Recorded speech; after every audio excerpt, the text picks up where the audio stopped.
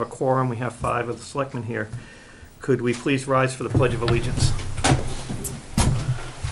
I pledge allegiance to the flag of the United States of America and to the republic for which it stands, one nation, under God, indivisible, with liberty and justice for all. Amendments to the agenda. The yellow items have been added. Are there any other amendments that we know of that we need? Right. Public comment. If anyone has public comment, I'll just ask that they come up to the table so that we can be heard. Please sit. Yes, sure. Please. My name? Yes, please. Phyllis Brannon. Live on Brookside Drive. Can you speak up, please? Yes. Just go ahead. Just go right ahead. Yeah. Well, I had submitted a complaint concern form in regards to the Plummer Mill Road and Brookside Drive Road. I don't know if you've received that or have had time to look at it. I really had some questions around how roads are, what the determining factor for repairing roads, maintenance on the roads, or completely redoing the roads. At a basic level, and I can also let our road commissioner answer, but at a basic level, we take into account the condition of the road and the priority of the road, whether it's a main throughway or a back road type thing. We also look at factors. Can we spend? Is this a road that we want to try to keep good, that's still good, and we want to try to keep good at a much lower cost, or is it a road that is going to have to, really bad and needs a total rebuild? And we kind of plug all that in to try to get priorities of what we're going to do. In the past several years, we have not had a lot of money to rebuild roads with and so on, and we're working on a plan now, but that's the basic idea. But if you want to add anything more, Kelvin? And one of the things also that I spoke with you yesterday on the telephone, and we talked a little bit about the fact that the Public Works Department is working very hard on ditching all the roads initially first to get the drainage issues solved, so that we're not just band-aiding and creating more problems, spending money without solving the underlying issues. And I've spoken with the road commissioner, and which is why he suggested that I, bring this forward. The Plummer Mill Road, I think it was paved in 2003, and I don't know about the specifics of the roads or, how much tarring is put down, but it's in pretty bad condition. I know that there's probably a lot of roads in Durham that are. So really kind of what I wanted to know is what's the determining factor, of all the roads that are here, what kind of information does the road commissioner need? I know that he travels the roads to look at the roads, but other than that, what else is needed in order to determine what roads get fixed and when? All I need is money. At the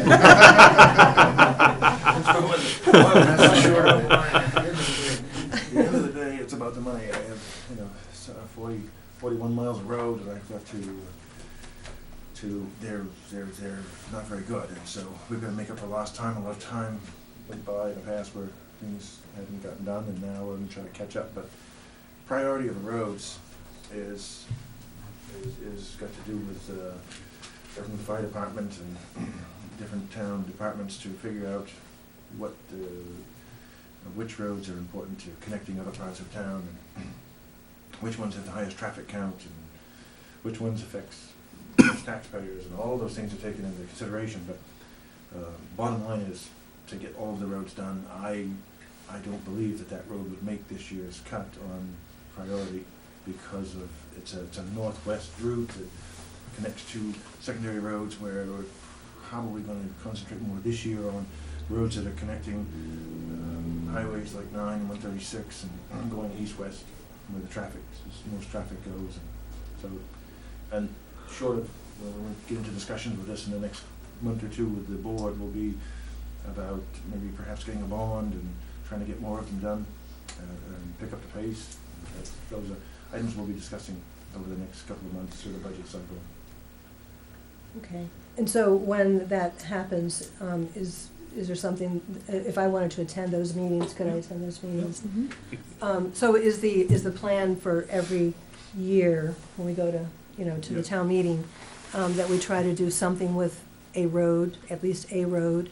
Or are there years that we don't do anything? Well, the last several years, there's been years that we haven't done a whole lot, other than trying to maintain the good roads that we have.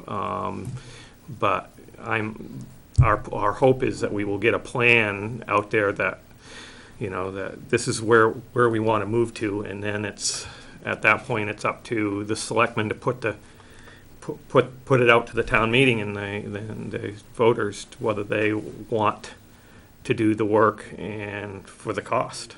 So, As Jeff said, I should have also mentioned that you'll see us doing work on roads that maybe aren't as bad as yours, and the intent of that is to make sure that we preserve them. We'd rather do preventive maintenance and pavement preservation than let roads get into a condition where so for every dollar we spend here, we're saving 10 down the road. And so sometimes you'll see us working on a road, you say, well, mine's worse than theirs. So that's one of the old mindsets that gets the town into trouble, is when they go for worst first. And you really don't want to do that, because the cost compounds as roads worsen. So we want to try to save them. So there's a balance of we'll take so much of this money and put towards preserving roads, and then a certain amount to rebuilding. Well, I noticed that I don't know how you can even plow some of these roads, because then the maintenance that is needed, the required money for your equipment. So I don't know how you do it, but you did a good job so far. It costs more in salt to bear the roads off, to get them to pavement. It costs more in maintenance, wear and tear on the trucks. It is expensive, but we are. And we're not saying we won't do nothing. I mean, if we have some money left over, and certainly he did it last year, they just went with a grader and put down hot top and rolled it off just to make it smoother. I mean, they didn't do nothing but that, and it helped out on Rabbit Road. And we're not saying that won't be done to your road, but we're saying if we have some, we all depends how much money we get and what the town says that we can spend, what they want to spend. So we're not saying we're not going to get nothing done, but it might not. But hopefully, maybe Band-Aid for now. But it's awful expensive when you start rebuilding roads, and we got a ton of them in Durham. Oh, yeah. But I think it's good for the, all the ditching to be done first, just to prepare the roads for when maintenance and such and stuff. and Okay. the meetings will be, the selectmen, in fact, starting tonight, are starting to look at the budget. And so we'll probably have some special meetings, but they can be found on the website, if you can get to the website. Yeah. And the selectmen will look at it first, and then sometime in the middle of February, we'll be meeting with the budget committee to go over the numbers. And then the final vote will be at town meeting on, I believe, April 1st, or is it? April 2nd. April 2nd, which is Saturday. And so once we put together the budget and so on, we'll be presenting the budget at that meeting, and that's where the town gets to vote on it. Right. But all of those meetings are public, and Yeah. you're welcome to attend Okay. any of them. Right. Okay, thank you very much. Thank you. Hi. Hi, how are you? Good. How are you doing? Good, thanks. George Bucator, 411 Runaround Pond Road. Ooh. And I'm here for the same reason, and most of these people are here with me.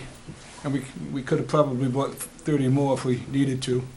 That road's a disaster, and it's actually becoming dangerous. Walk it sometime. Try walking on Runaround Pond Road, just to take a walk. You can't. We've had people, well, it's just dangerous, I guess. That's the only way I can describe it. And it's, from what I understand, it's probably, if not the heaviest, one of the heaviest roads traveled in the town. It's the main thoroughfare. And I guess we're frustrated because it's costing us money, as well as our tax dollars, because it beats the heck out of your vehicle. I mean, granted, the town does what it can, filling the potholes, but as soon as you get a rain or a snow and you plow it, it's gone, and the holes get deeper and deeper and deeper. And I know there's no simple fix. That's going to be a major overhaul, and I mean, that thing's going to have to be dug up from beginning to end, and probably a whole new bed put down, and ditching and culverts and the whole 9 yards. So My question is, you know, I came to a meeting a couple of years ago over at the school, about a month prior to town meeting, talking about some of those things, and one of the things at that point, I think the chairman of the budget committee was there at that time, and one of the things he talked about was the possibility of floating a bond to see if that could be taken care of. Well, obviously, nothing was done, and now here it is 2 years later, and it hasn't gotten any better, as you well know. So my concern, I think, in the people here is that I listened to everything that you said, and I listened to what you said about the public works doing the ditching and the culverts and so forth. I guess we would like to have some idea of what your thoughts are. Are you thinking about trying to float a bond to take care of not just that road, but maybe some of the other ones? Because I don't know, but I mean, I drive that we're road looking for twice a day some. out. I guess we're To looking do for something. we're looking for some hope. Yeah, I mean. You know, that road's gonna get done sooner or later, because right now, I mean, if you live on that road, which you have to be on it every single day, off and on, it's like, nobody cares. It seems like no one cares. It's not that we don't care, and you don't have to convince us, we know. You know, and that popped into my mind when we were talking about road priorities, Right. which one, that's the first one I can think of that That needs is some attention. probably gonna be the next road, so. Right. We haven't floated a bond yet, Yeah. because we were trying to get our public works under, get their feet underneath them first. Right, I so. understand. And that was one of the things that I remember when former road commissioner Sean Bennett, when he talked about it, he said because he did it in Pownell on the Poland Range Road and the Allen Road, he said one of the things the public works can do is ditch the roads, do the culverts, do all the basic work, Right. and then have the company that you hire come in and tear the bed up, put a new bed down, put a base coat, and then the following year put a finish coat on it. Right. So, and it was like, okay, great, there's some hope, but, it doesn't seem like we're seeing any hope, so. We're I guess- definitely gonna be talking about it. And- It's just to get, you're talking $1 million bond to do one road Well, down I there. understand, yeah, so. To get the other taxpayers that live on the other side of town, say, yeah, I wanna do that to this town. I wanna Right. put my tax dollars towards that one around Pond Road for you guys. So you gotta get everybody else on board too. Well, but And I it's- understand what you're saying, it Yeah, is but terrible. it's not just for us, it's for anybody that uses that road. It's I a mean, pretty heavily used. Pardon? It's a pretty heavily used It's road. heavy, it's used by everybody. Anybody that goes to work from one side of town to the other uses that road. So, I mean, we're not trying to be saying it's just for us. I think it's for everybody. I mean, if you ride a motorcycle in the summer, you gotta be careful when you ride over that road, because you could end up, going down and going over the handlebars and getting hurt. I mean, like I said, if you try to walk on it right now, you can't. And we have a lot of people that, that we see out walking, and you have to be very careful. Basically, you have to walk on the dirt, because the side is so busted up and there's hunks of tar that keep breaking off. It gets to be frustrating, so that's the reason we're here, just to let you know that we're concerned, and we're hoping that you'll hear our concerns and do something, or really look at it in such a way that, yes, I agree with you, sir, it's gonna cost money, but there's no shortcuts. No, And if you're gonna do it, you gotta do it right, or it's gonna come back, we're gonna be right back to square one. We're just gonna keep patching it and patching it and patching it, and We It's- haven't seen the numbers yet, but it's definitely one of the top things on my list at looking at Yeah. and seeing what we can do, because Yeah. we've known for many years that road has been bad. Right. And it's been a process to get where we are now with the public works, and I hope that this is the year that we can start moving forward with some of these really bad roads, Right. and I would put that one, as far as I'm concerned, that one's at the top. I'm not sure what your road survey says, but That's what the survey says, and I just met with Crooker up there paving out there today to look at the construction methods and 2 or 3 different options, and so that's our. We could take Kenny Scribner's idea and we'll turn all the roads into dirt and we'll just grade them. well, don't go too far, because you know what, if that was dirt, at least you could grade it, I mean, let's But every time I proposed that to Sean Bennett, he told me it was more expensive to maintain dirt roads than paving. But anything, I think, you're seeing people that are concerned, and anything that we could do to help expedite this or support Show up you. to town meeting. Well, we will. you know, we'll make sure that we're at town meeting. And I'd encourage you to show up at the budget process. You've mentioned it, you've talked to us, so we know when we're going through it and so on. But even when the budget committee meets and so on, if some people are here to actually show support that this is where they want Right. this and so on, that would be good as well. Yeah. So this is why we're here, just to voice our concerns and hopefully see if we can get something done with that road. We're on the same page. Okay. Thank you. Thanks. Thank you. I appreciate your That time. panel did Ficket, and so, you know, you're going along Ficket, and it's all nice and smooth, and Yeah. then you cross the intersection. And all of a sudden, it's like, so, thank you. You're not a Dukes of Hazzard fan? Huh? You're not a Dukes of Hazzard fan? Anybody else wants to talk, it's fine. There. Thank you very much. Thank you. No, I'm leaving. Okay. Anyone else? Can I ask a question about it? I'm just curious, you mentioned that you're talking with Crooker. I'm just curious, when it goes to a public forum, are we gonna have options, like to fix it in this way, it'll cost this much, to fix it in this way, it'll cost this much? Or what have you done to look at different options of fixing it? Because I feel like most people would think if we're just gonna do a cheap way of just laying down new asphalt, it might not be worth spending any money unless, you know, I'd rather spend more money late. Part of the We'd be looking at a rebuild on this. Right. Yeah. Is that completely, that's the only thing on the table is a rebuild? Well, part of the issue too is the trees in that area. I know that that's been talked about, is that it doesn't allow for a lot of sunlight to get to the road in certain spots. So that causes some problems too, so. I would Are defer to there Calvin. are there any other options on the table for that other than complete rebuild? Well, there's rehabilitate and there's reconstruct. Right. So it's, there's an option of just grinding it all up and reshaping it, adding a minimal amount of gravel and paving it, but it wouldn't be just paving over what's there by any means. Yeah. And when you say reshape, like there's some little dangerous little curves, you know, when you say reshape, do you mean like make those straighter? I don't know how much that infringes on personal property on the sides, but, and there's also, you know, there's a hill that could get minimized. I don't know how that works, but So it seems probably like. have an engineer go out and do a topo and do some surveying and do profiles so we could look at the Okay. options. So those are the type of estimates that we're getting, because I don't know how it works if you ask for a, you know, $1 million bond, but, or do you get the estimate first, or do you get the bond first? We wouldn't ask for $1 million if it was only 500,000. That would be kind of unfair to taxpayers. Of course. But I mean, if it's really $1 million, then that's what we have to ask for, yeah. So we need to get the estimates, Right. of course, before, and. And I, to your point about the hill, sometimes I've thought the same thing over the past, but we have to be careful. We start lowering a hill that changes somebody's driveway. Yeah. It can change a lot of things and cost more in the end too. So if we raise it up, it could change the driveway and the way the water flows. So there's a lot of things there that just, sometimes it has to stay the way it has to stay, but it just has to be repaired. Right, yeah, I agree. I just want to make sure that it's, all angles are being looked at. Yeah. And Yep, no, we would have a engineering profile done and show the drainage and Okay. how the transitions into the driveways. All that would be done ahead of time so you could look at the plans. Okay. Now, why not pick like the 5 or 6 worst roads in a town and get a $5 million bond and do them all?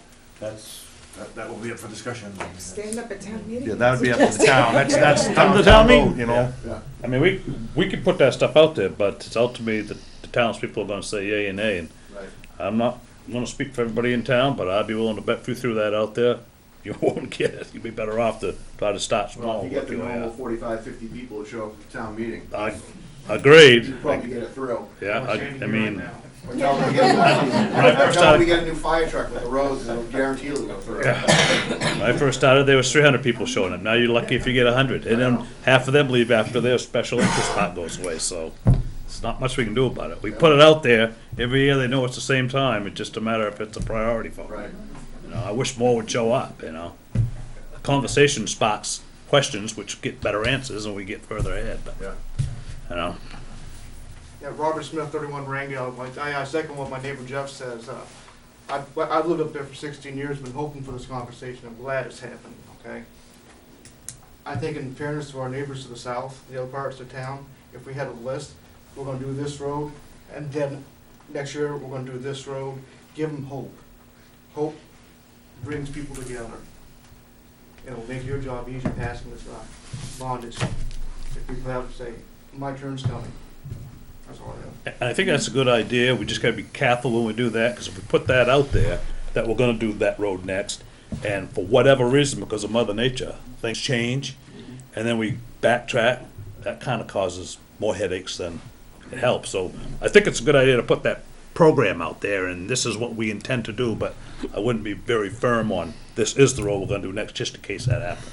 And how Mother Nature is. Last year, we had 1.5 feet of snow in October. This year, look at the weather, you know, you just never know. Which makes it tough on the plowing, because the roads are all soft, and every time you try to wing it back in case you get a big storm, now you're breaking up what's already broke up, or you're making it worse. It's a pretty fine balance, so. Yeah, well, what Sure. I'm saying, have the conversation. Right, agreed, yeah.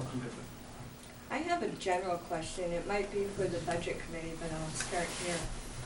Has the percentage of taxpayers' money that's used to maintain the roads changed over the last 10 years? Is it a percentage? How is it determined what percentage of the pie goes to taking care of the roads? Because our taxes have gone up over the last. 76% of that is the RSU. RSU I 5. can't answer because I don't have the numbers. It's something that we could get an answer for. We could look and see what percentage of our tax levy went to roads for the last. It's easily calculated. I just don't have it in front of me. The reason I ask is the perception is that the roads over the last 10 years have gotten worse, but our taxes have gone up. So something's changed. So the answer to that, both of those, is yes, the roads have gotten worse because we haven't done much to them in the last 10 years, and yes, the taxes have gone up. But it's not necessarily that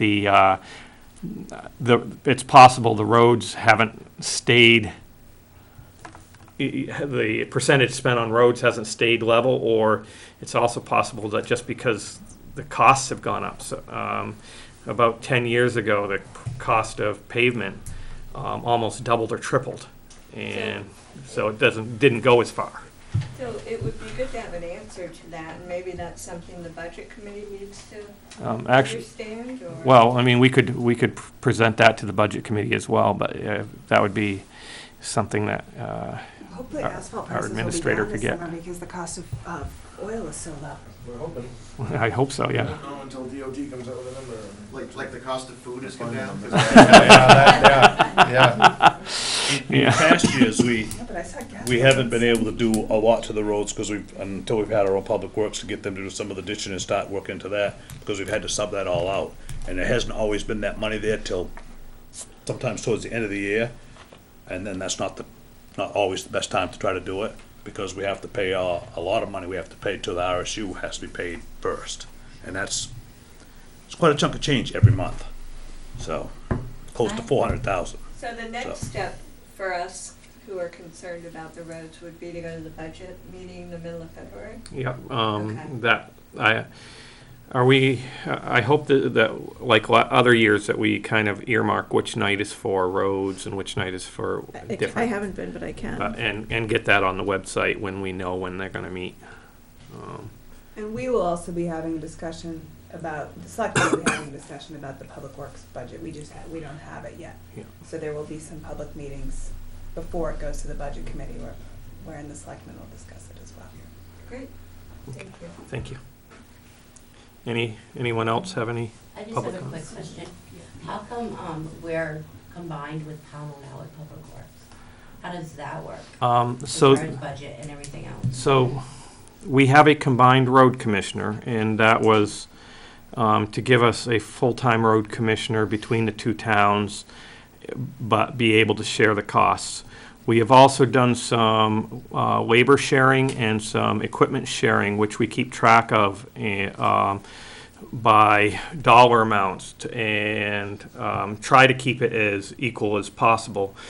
Sometimes it will go several $1,000s in favor of Pownell, and then we'll do some more over here in Durham, and so on. But they are totally separate They're departments. separate And departments. they have totally separate budgets. But is it taken away from our manpower for Durham? Not at all, No. not at all. If have- we're combined? We have our own We crew, have they a- have their own crew, we only share the road commissioner. No, that's not absolutely correct.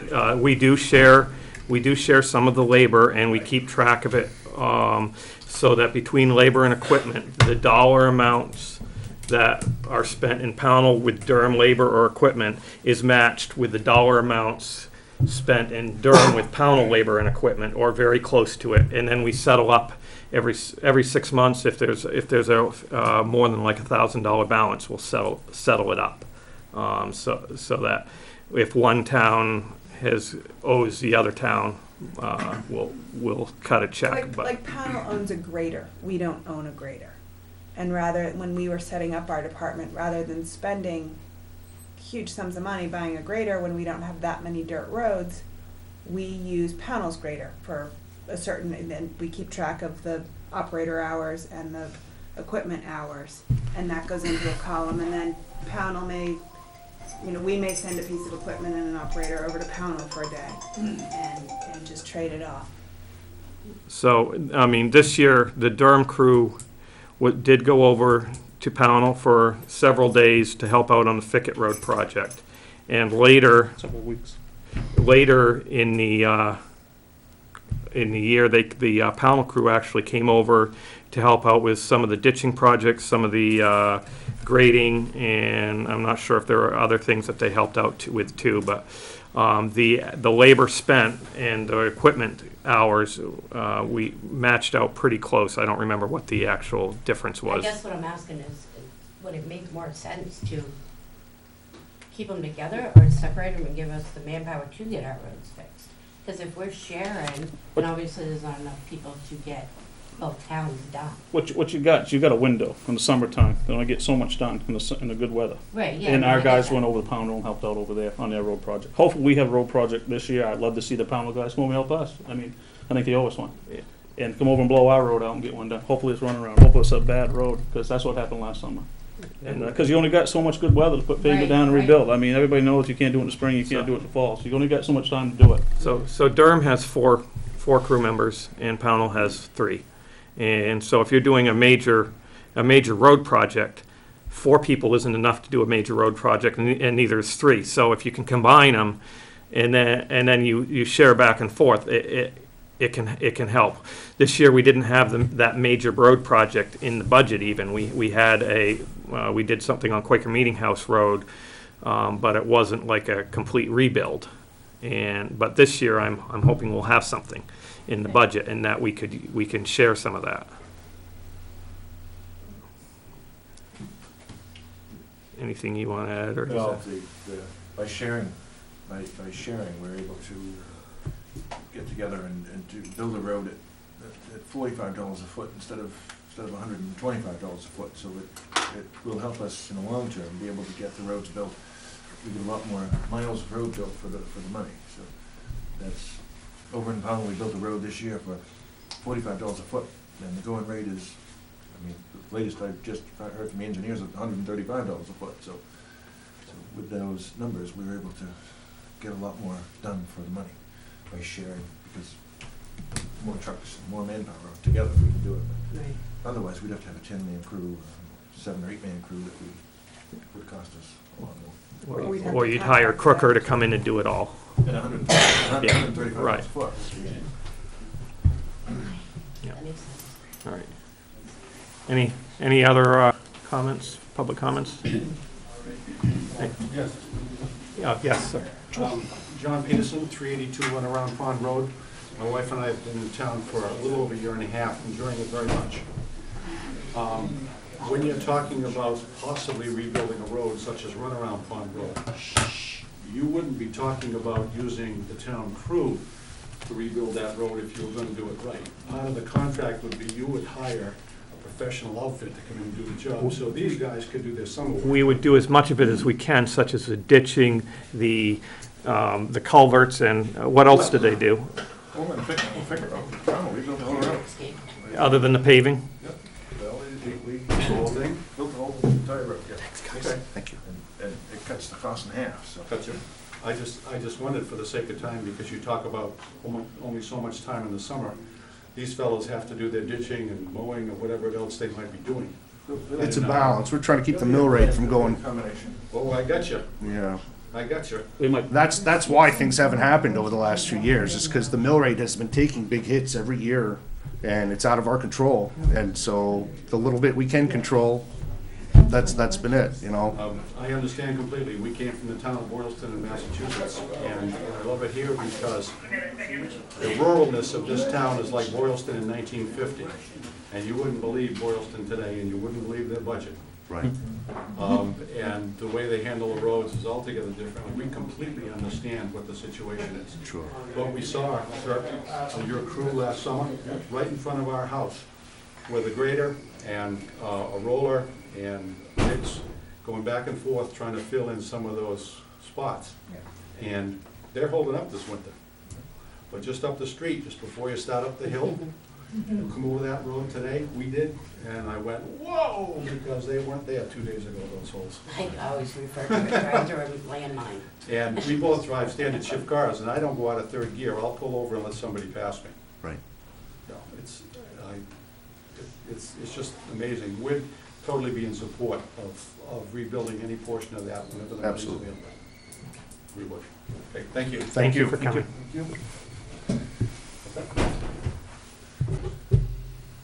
Any other comments On the roads? on the roads, or any public comment?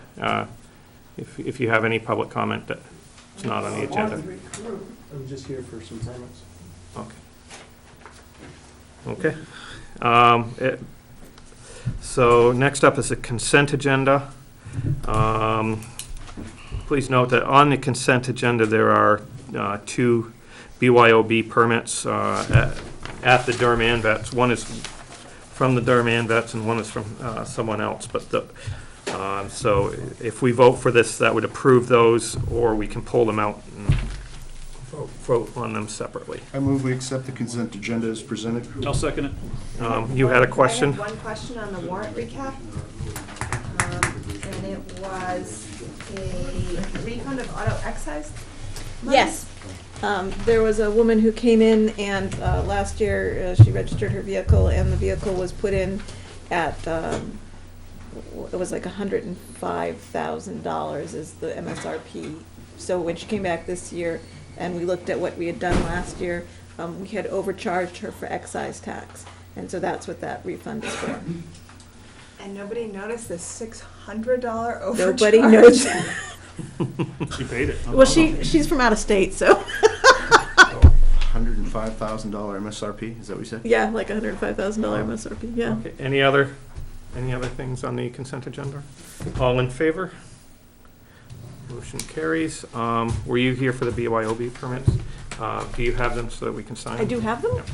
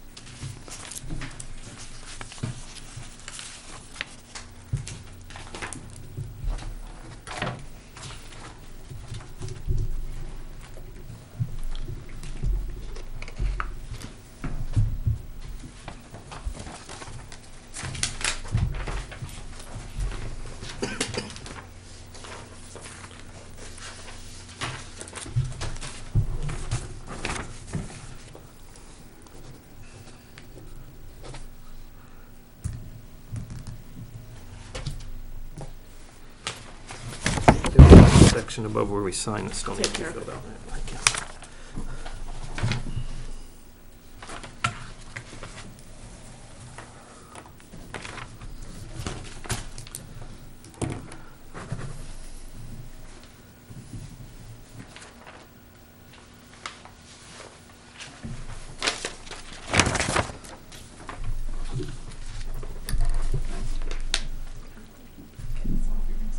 Yeah, well, I'm trying to beat him. I don't want him to get it quicker than I can. He's older than me. All right, on to action and discussion items. And first up is recognition.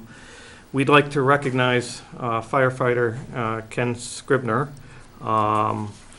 He was awarded the, let me make sure I get the name of it correctly, the 2015 Androscoggin Firefighter of the Year Award. And we would just like to recognize him for that. He joined the department in 1970. He was promoted to deputy chief in 1974 and remained active as deputy until 1990. He's also been on committees that have researched and helped to purchase the fire equipment for the town. He rejoined the department in 2011. He was elected as corporation president this past year in February of 2015 and is part of the safety committee and the apparatus committee. He was very integral in helping us to acquire our Clint, our ladder truck. And he's done many other items for the department as well. He's also been a member of the Army Reserves. He's been a past president of the Durham Rod and Gun Club, a hunter safety instructor, and he's a lifetime member of the Durham ANVETS Post, and he's been a budget committee member here for the town of Durham as well. And so we'd like to recognize him for all his service and for the fact that he did get the 2015 Androscoggin County Firefighter of the Year. Thank you.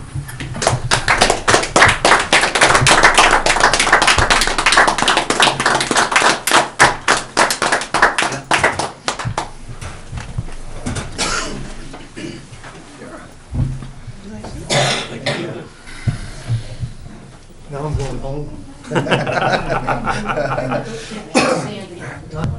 Jeff's hand again. Jeff can get up there. All right, here we go, Ken. Another photo op. What's your number? I'm gonna start charging, you know? Thank you. Thank you. Thanks, Ken. Thanks, Ken. Have a good night.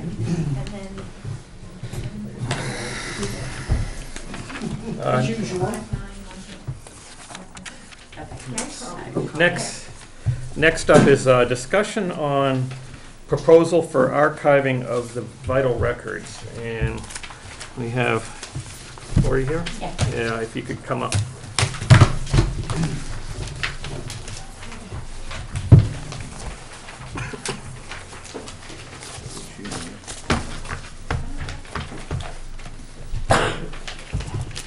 Try not to cough for this one. Yep, nope, you were in the right place. Go back to the second place. Okay, right above that. Good here? Yeah, that's part of it. Oh, this is? Yeah, and then Okay. it should say that. Gotcha. Here's if nothing that matters. Here. Here, Josh. I got it. Is that an extra one? Take that one. You need one to look at? Yeah, just because read it I came before, right from my so other here. job, so I didn't bring it with me. Okay, so what do you need to know from me? I guess kind of fill us in on what your request is, what you're asking for. Well, I've been really involved with genealogy and historic records for quite a while, for the past 10 years. I do have a degree from the USM, Arts and Humanities and French North American Studies. That's consisted of a lot of archiving, the Franco-American collection, things like that. And I've been working on genealogy for so long, and I'm seeing all these records going south real quick. I've been looking at the books here for years, and they're falling apart, acid from people's hands, just the normal wear and tear of them opening. They're on the original paper, original bindings. If we don't save them, a lot of those records don't exist anywhere. You know, you can go to the state of Maine, but they have ones that they've filled in, per se, because there was a big fire. So they have ones that maybe have the name, maybe the date, but there's no other information on them. So these are like original records. This is like our town, our history, who made our town. And if we don't save them, by eliminating people touching them and digitizing them, I want to scan all the originals and make them accessible online for people. And then it's up to the town whether or not you want to charge, if they want to print one off or whatnot. You know, if they want a certified copy, then obviously they're going to have to come here to get it, you know. There are stipulations now with the state. You have to have so many years. You either have to have a genealogy ID or you have to have so many years in between someone dying before you can have access to records. Or you have to show proof of lineage. Okay, so I know all the guidelines and the rules that follow along with it. But if we don't save them, pretty soon we're not going to have them. And a lot of people use these not just to find out where your ancestors came from, but medical history. You know, somebody comes down with something, it's hereditary. Well, where did it come from? You know, I've had to do that a lot with our family and our health issues, and I've gone back to 1600 and realized, okay, you know, it skipped a few generations, but it's there, you know? So it's for different reasons that people want them, but it's important, I think, to get them scanned, get them on digital format so people can access them anywhere. They can access them from home. We can either link them to Ancestry.com or we can link them to, there's a whole bunch of sites out there. MaineGenealogy.net is a good place that you can do it. It's run by the state of Maine. So there's so many different things that we can do with these, but it would eliminate people touching them and destroying them, is what the initial goal is. Do you, assuming that this goes forward, do you have a plan or some thoughts on how to preserve the Yes, the they original? sell acid-free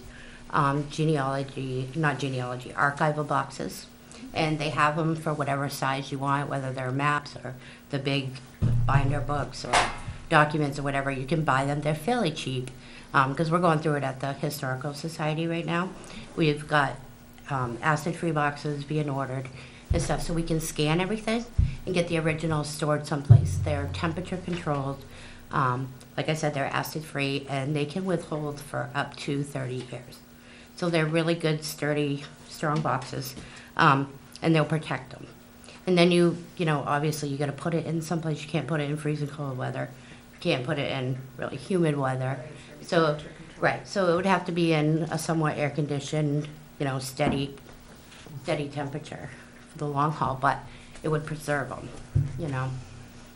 So, I mean, I noticed when I looked down through, the total costs were in the 11,000 something range. Right, and that's, I mean, that's up for discussion as well.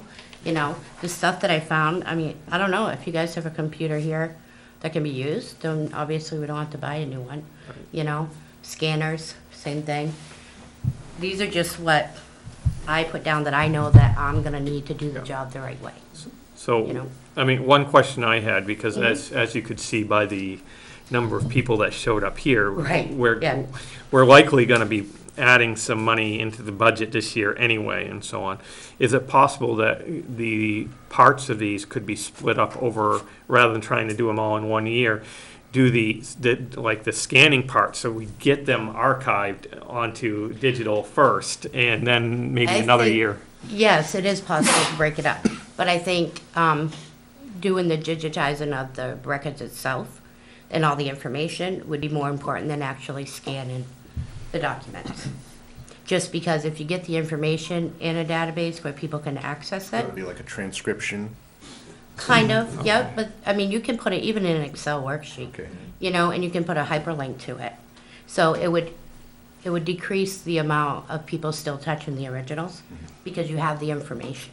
Okay. Like the town of Green did that. They put it in just one big Excel worksheet. Yeah. Didn't have the original documents there, but you have the information, you know, and then people don't have to touch the books. So yeah, I mean, it can be definitely split up.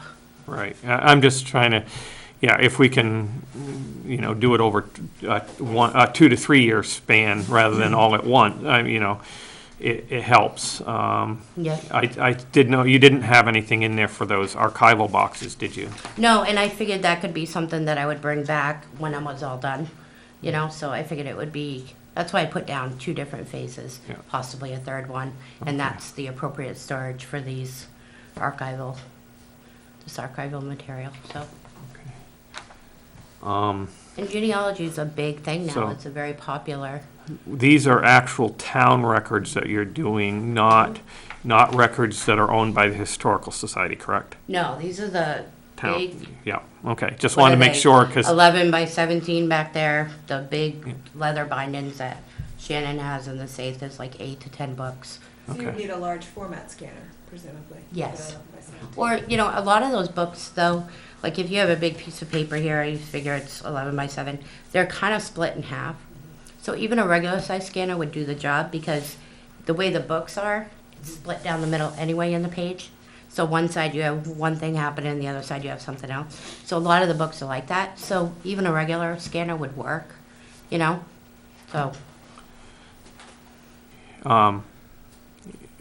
would you be able to use, excuse me, something like a copier or a copier's type scanner, a flatbed copier scanner, or would Yeah, they, no, would they as not long fit as on that? it's- Because we already do have something here Yeah. like that, and Mhm. so, yeah, you can use a regular scanner. Yeah. I mean, and it's not anything that I'm gonna be making copies of. The scanner has to be able to scan it to a computer. yeah, so, yeah, you'd Yeah. have to be able, can you scan to an email address on that or not? Sure, I I'm think sure. so. Yeah, But why would you wanna do it to an email Yeah. address? well, I mean, Because if or you we, couldn't get it to a computer, you could Yeah. simply email it to the computer, you can grab it probably from, just- you know. so we Oh, could, okay. we could Gotcha. actually scan it to, though, we could scan it to the network drive here, right? Yeah. So we probably have everything we, as far as the scanner and computers, we can access it from The any only of, issue we may run into is storage. Oh, You have to have, when you're scanning things, it takes a lot of storage. and we're, Oftentimes, though, What do you and I'd mean? have to go look at that particular, but sometimes they have a slot for a. USB drive. USB drive or a micro. Yeah, and you can buy a good USB drive with like 32 gigabytes, and that would take care of the whole thing. It wouldn't have to be set on.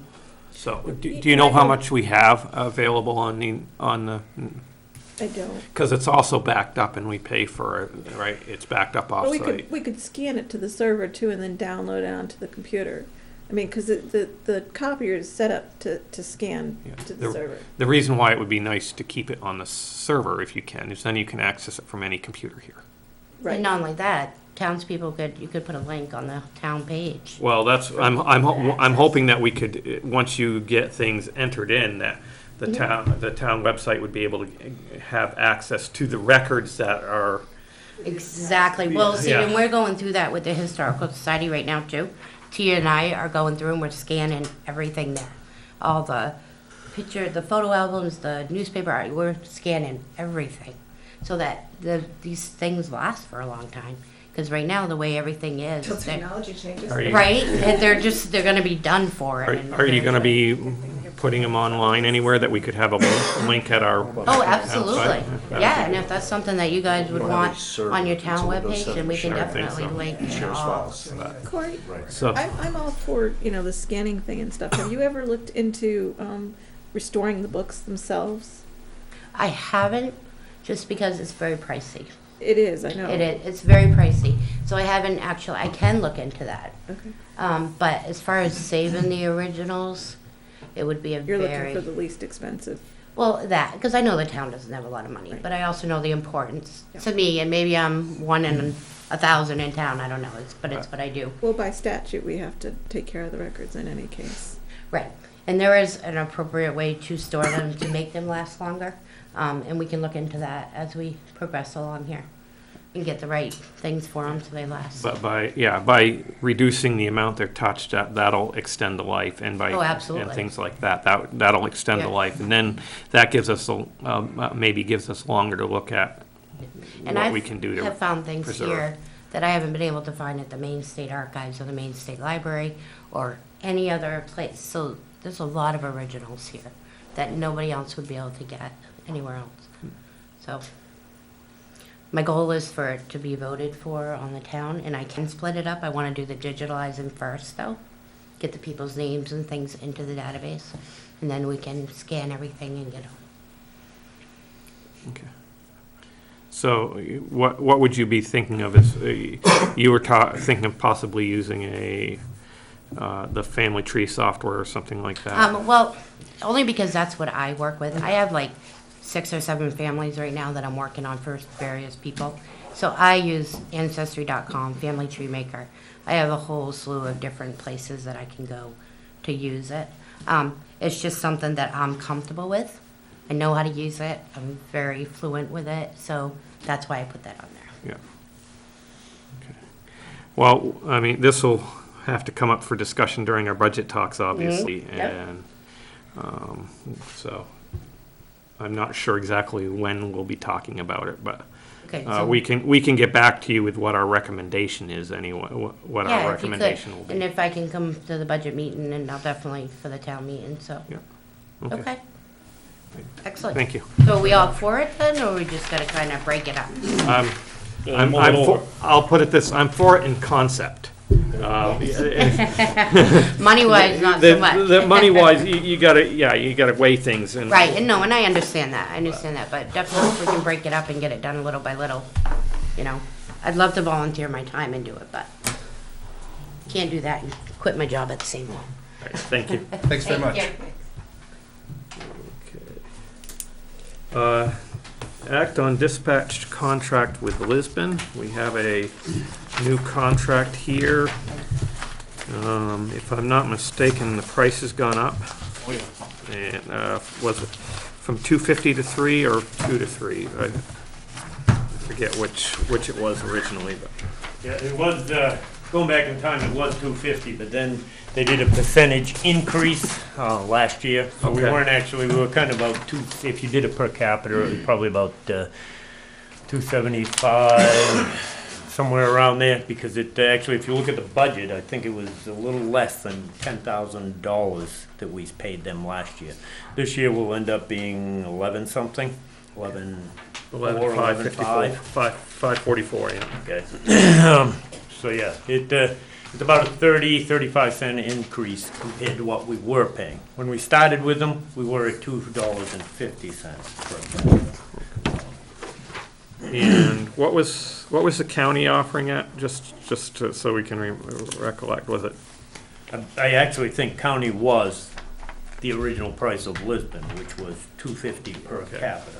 We still, under this, we still pay county, just so people don't For get PSAP. confused when you see, yeah. County's PSAP, Lisbon's dispatch.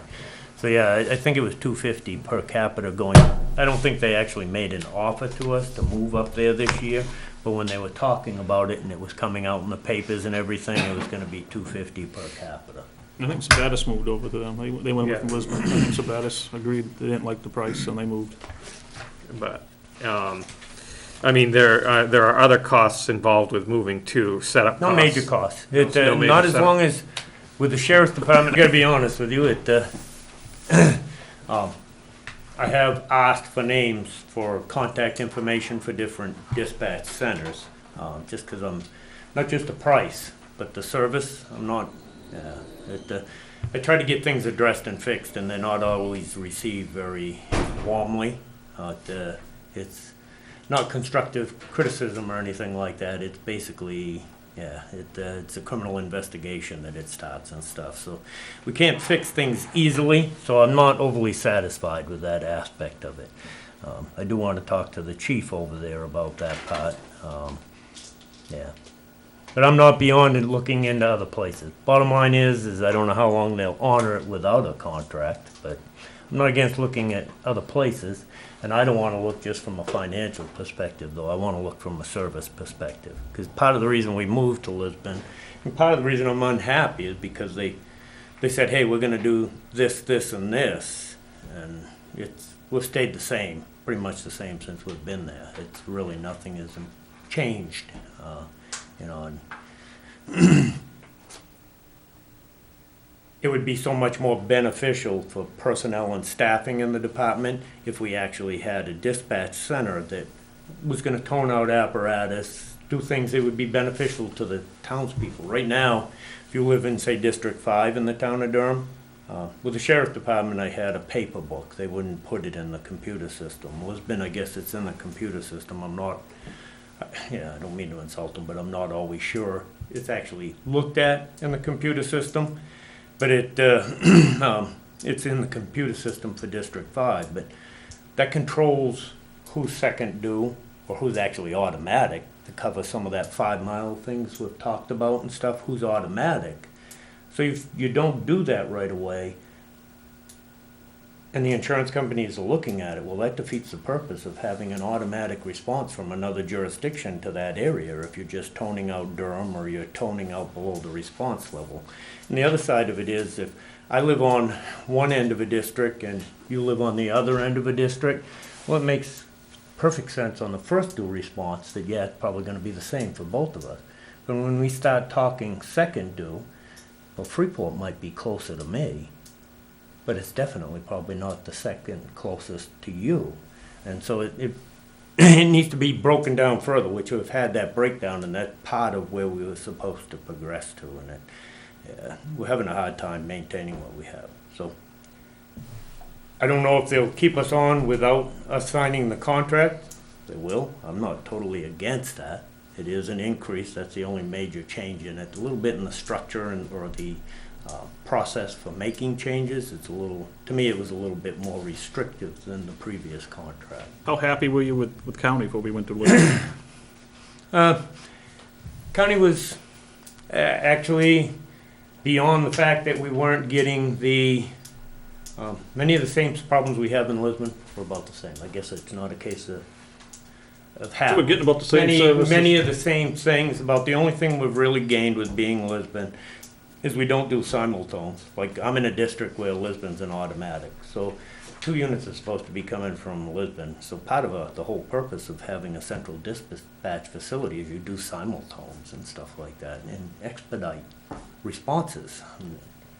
So it doesn't happen. So really the only thing we've gained is a little bit better of the computer system and hopefully dispatchers utilizing the computer system when they're toning us out and stuff.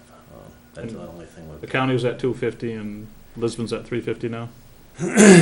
I don't know. I don't want to say that here. I know that's what they put out, but I don't know if that's what they're the same service. Yeah. So, it's about $1,700 is what the difference would be if they're at 250 versus 3, because our population's 3872 or something by the last census or something like that. 3848, yeah. But I know before, when we were with county dispatch, we had to have a dedicated phone line there.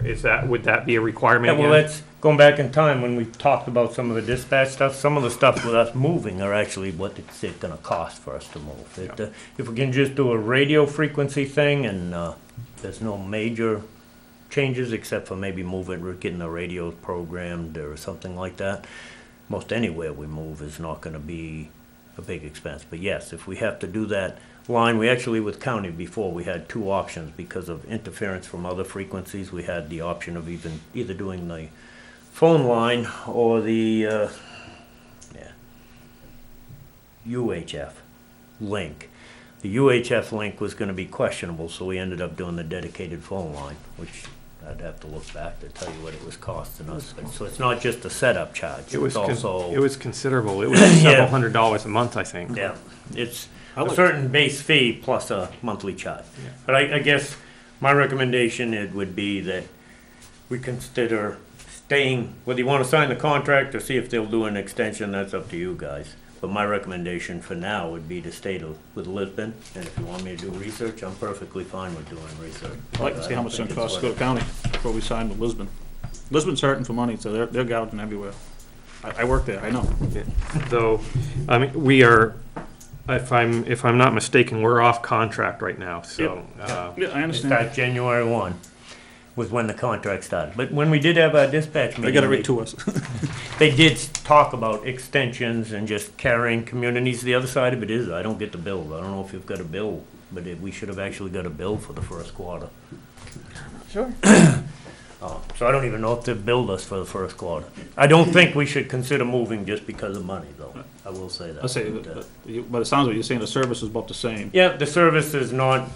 So if the service is the same, I'd love to be sitting here. I thought I was going to be sitting here saying the service was light years better, but Keith's sitting behind me. If he wants to chime in, he's welcome to chime in, but I don't feel the service I is mean- light years better. If the services are the same, we're paying more money in Lisbon, why would we? However, I don't think, if we had to go back to a dedicated line, Right, that would that's fine. chew, that would chew up any savings. Our Let's cost, find out what we got, how Yeah. much our that costs cost us. could be prohibitive, 'Cause but bottom line is, I think I don't think we should do it because of money. I think if we should do it because of the quality of the dispatching service, not necessarily. What you said of is So pretty much the same. I guess what I'm sitting here saying is, if you want me to check into it, I'd like to check into Brunswick, Lewiston, Auburn, and the sheriff's department, and come back making a recommendation based on service, and obviously what the cost would be for that service. Absolutely. So was some of these things that you were expecting, were they built into the contract or the bylaws or anything like that? No, we don't regularly meet as a committee. We haven't really made any changes to how we do it. I'm not sure without looking how long we've been there, but I'd say it's about 3 or 4 years. 3 years, that's 4 years. And with dispatch, pretty much the same as we were when we initially went there, as far as the IMC system, how it's handled, yeah. Yeah, Text messaging and everything. The text messaging, that's an improvement over counties. It's still not perfect, but it's an improvement over what we were getting at county. I was just wondering if it would be worth having them come over, having someone, a representative from their dispatch, coming over here so we can, and discussing some of the things that you were kind of expecting or things like that. And is that something that can be worked on to? Are you just gonna go talk to Sean? You're gonna go talk to Sean, ask him what's going on? Well, actually, most recently, some of my communications about some of the things we have to work on and stuff have not been received very well. But Sean is supposed to be my point of contact for the fire side of dispatch. Most recently, I actually sent an email in regards to a couple of calls and stuff and how they were handled. Yeah, and I actually talked to Sean first, and then his advice was to send an email to him, Chief Brooks, and to Sergeant Barnes. Harry Moore, who's in charge of dispatch, and I sent the email, and it was not very well received. It took like a week or better to get a response, and it was handled more like a criminal investigation. And the result is there's no changes. I know what we can change to make it better for them, but I don't know what they're gonna change to make it better for us. So there is problems there. Well, and that's, I guess, why I was wondering if we're going to sign up with them again, wouldn't we expect some shouldn't we expect some improvement? That's why I would support the Especially comparison. if they're going to increase the cost. I would support the comparison. Yep. Shop around. Shop around. Yeah, I really think the answer is not a meeting here, it's rather to shop around, and the bottom line is there's been 3 to 4 years to make changes and make improvements. How long do you think it'll take you if you asked around? No, Next meeting, 2 most weeks? of them have given us prices before, or we've been dispatched before. If I ask around, I got a few more things I gotta finish up. The board will tell you, but I got classes going on besides the budget We're process. talking a month, 2? Yeah, no, not 2 months. I'm assuming that if I make the calls, that I'll have prices within a couple of weeks. So or we at least should- ballpark. So numbers. So if we ask Lisbon to extend it for a month, we, Or ask for that we do an extension for a quarter. Yep. And with the option of picking it up for the rest of the year, or we may go with something else, but that would. You asked me for an extension for a quarter. Like you'd asked Lisbon, to me, that's gonna send a message way better than any meeting that I'm gonna have with you. That's gonna send a message to. So say nothing, you they're think, looking or- other places and trying to decide what's in the best interest of the community and stuff. So if I was gonna make changes, the changes would be coming to the forefront right away. So, you, That's a good plan. okay, so table this until next meeting when we can see some other numbers and Ruth. I don't think Is that I'll have enough the time? numbers for next meeting. it needs another month. So a month, okay, table for a Two month. meetings. 2 meetings. And Give see them if a little we bit. can, see if they'll be willing to sign an extension of the contract through March, first quarter. I got it. And that could be brought to us at the next meeting if they're willing. If they're not, I don't know what. I was trying to see, because I read somewhere in here about breaking the agreement, but it, Oh, we haven't signed it yet. kind of That's right. one-sided.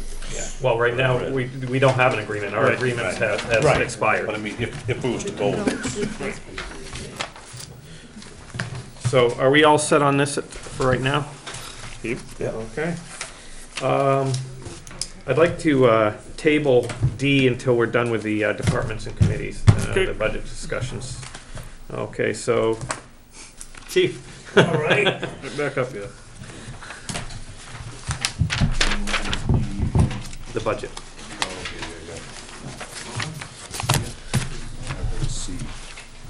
You don't, you've got the wrong one. You don't have the one with yellow. Gotcha.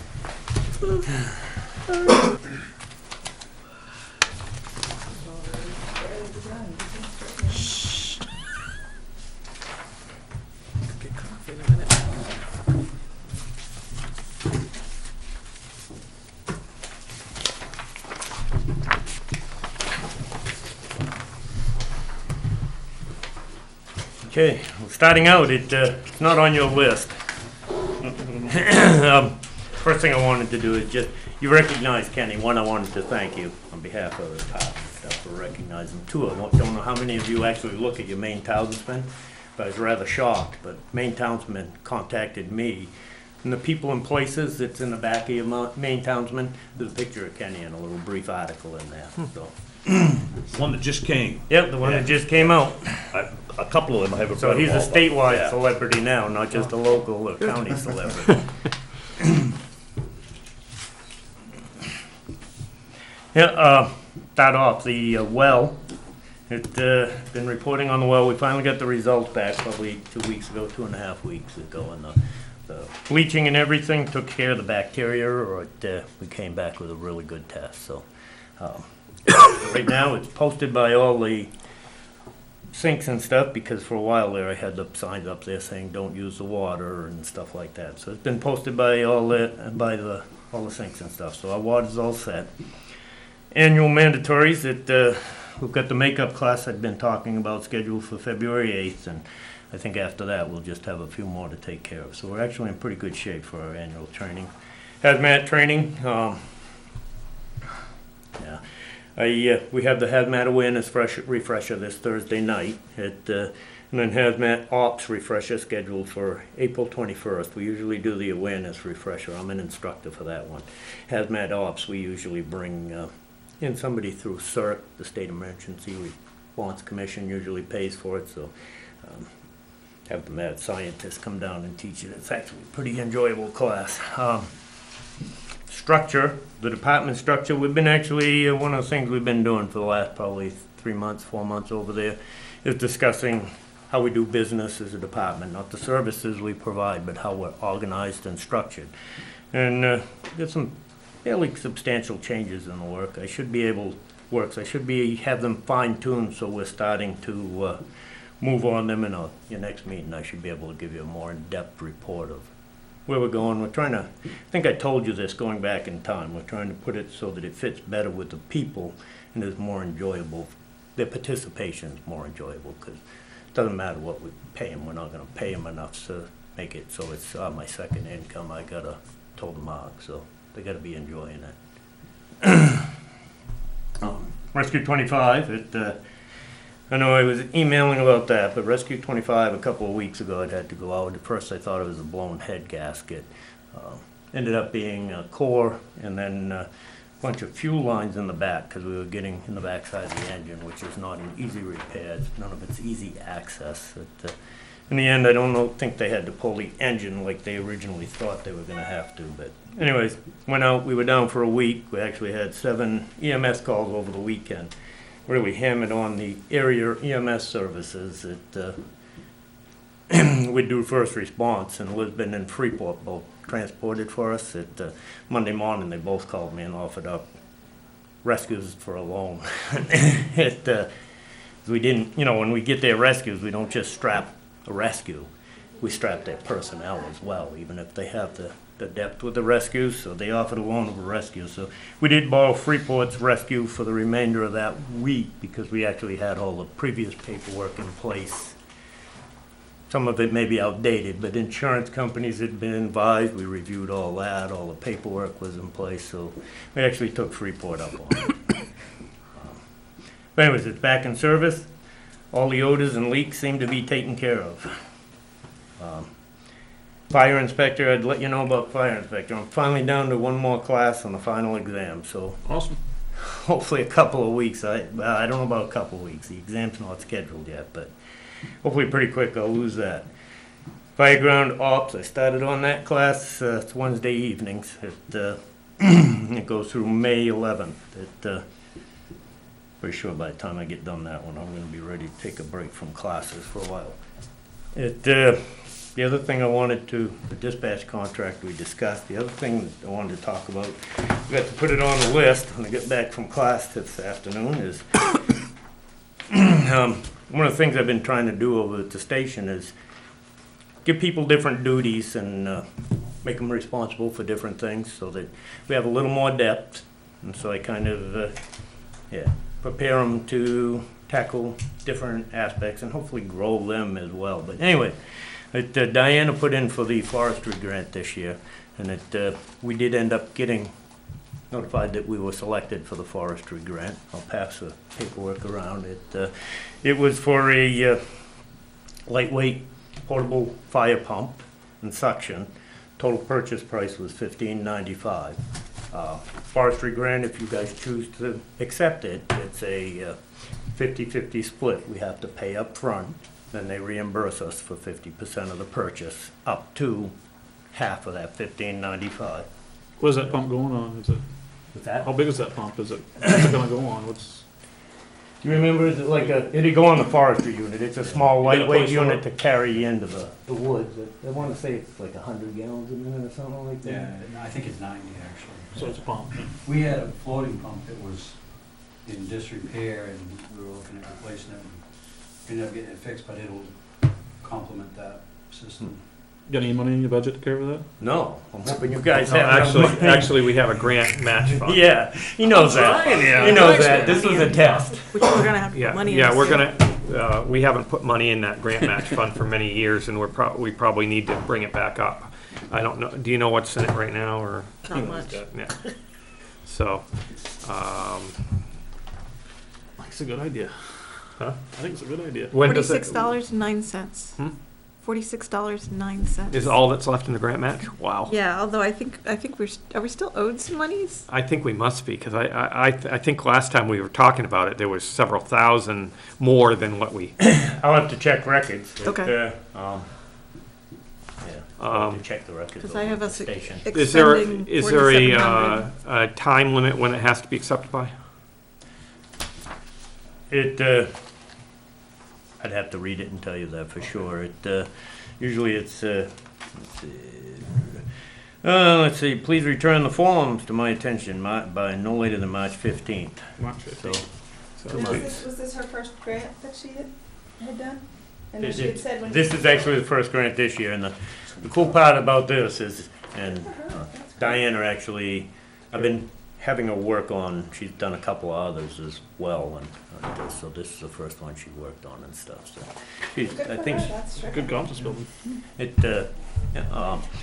but anyways, actually, you mentioned, we can talk on Thursday, but I actually think now that you said that, I'm not certain that we've ever received the reimbursement from the state on the final Homeland Security grant that I submitted. Yeah.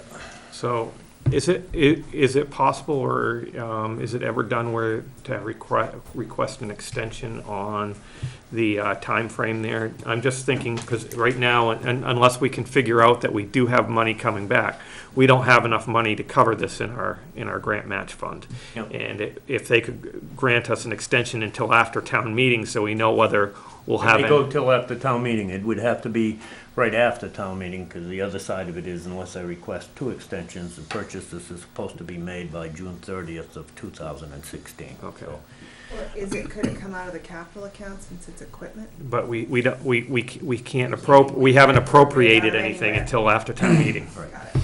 Yeah. We're talking, we gotta come up with what, 750? But if we have, You gotta if pay we, it off. yeah, it's, It's it's, bad. yeah, but if we have money that's supposed to be coming back, supposed to be coming back, then we know that there's still some that should be in that fund at some point. But I will check and see, but I actually, unless you guys got it and didn't send me a record, I'll have to check the folder, but I'm not certain. It seemed that we only got $4,700 and we spent like 22, I thought. The Homeland Security grant, actually, one of them was, I think we got the bigger one. I think it'd be the smaller one, but I'm not positive. I don't want to quote on it. so, could we have this put on our agenda for next week, so, or 2 weeks, so that we can have some time to look into that? Because I wouldn't feel comfortable approving it if we don't, unless I know the funds are there and stuff. And even though, I mean, I would like to be able to approve it. It's nice to get something at half price, but. The bottle drive. You have to get a permit for that. Oh, hey. That's all I had. Thank you. Okay, thank you. Code enforcement? Those are yours.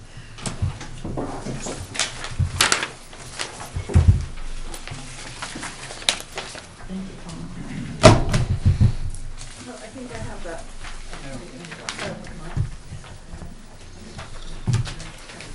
I don't want it.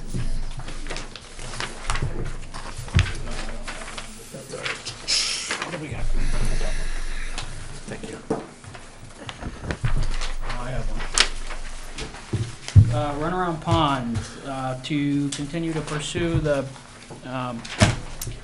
privy at Runaround Pond. I got the information I needed from Bonnie Cobb in regards to the plumbing permit, which is something that doesn't have to go to the state. It's an alternative toilet permit, can be done in-house. So there'll be a minimum fee for that. We need to get a site development plan put together. It's a few $100, somewhere in the if it's more than 500, I'd be dumbfounded. I'd like to get started on that if you guys want us to move forward on this project, with the money from the state for putting in the privy this spring. And then we're gonna start to need to look at getting the permit and then getting it out for proposal to who's gonna do the work for us. So I'd like to get moving on more of that to get it solidified. Any objection Go for ahead. that? Go. Evidently my spelling's not very good. The ordinance, the final review and public hearings at February 3rd at the regular planning board meeting. We had one person that showed up last time Mark was there. The only addition this time was some language that Ann Terragrossa had put in regards to appeals. It was felt by the board that anything that wants to be appealed in town needs to go through our Board of Appeals first, before it moves forward to any other option with an 80B or an 80K ruling headed for district or superior court. Ann seemed to think it was important, and I agree with her that the community be the first one to review any decisions that are going to move past their particular, or my particular department. So a little bit of language change in there, but no, so far everybody seems to be pretty positive about what's going on with it, because there really isn't a lot to get your teeth into fighting on. So hopefully we'll get it'll move fast through this process. I've talked to the Department of Ag and getting it certified there. It may not need to go yet. I'm not sure yet. Because we haven't really made any changes, they might just give us a nod and say, don't worry about it, go ahead. I have had some conversations with the folks at Ag about that, and I'm waiting to hear back on a final determination of that. So that'll probably come this week or next week. We'll get that one done. Jack Conway has submitted his representative counsel documentation in regards to the Kimberly Allen appeal on behalf of the town, so that the paperwork on all that's in order. We'll see where it goes next. They have to file. I'm not exactly sure of the terminology in the process, but there's a process where they have to file some paperwork in regards to their side of the situation, and then we get to review it and file an rebuttal and various other things before there's actually ever posted to be a hearing. So it may be February or March before that actually gets into into court. I did have, last meeting, I had a question on this, is where are you in getting the certifications you need to be able to represent us? I can't represent the town in an 80B ruling. I can only represent the town in an 80K ruling, and those are coming up. They're gonna be, I think, in May are the next 2 rounds of trainings. I've been through them before.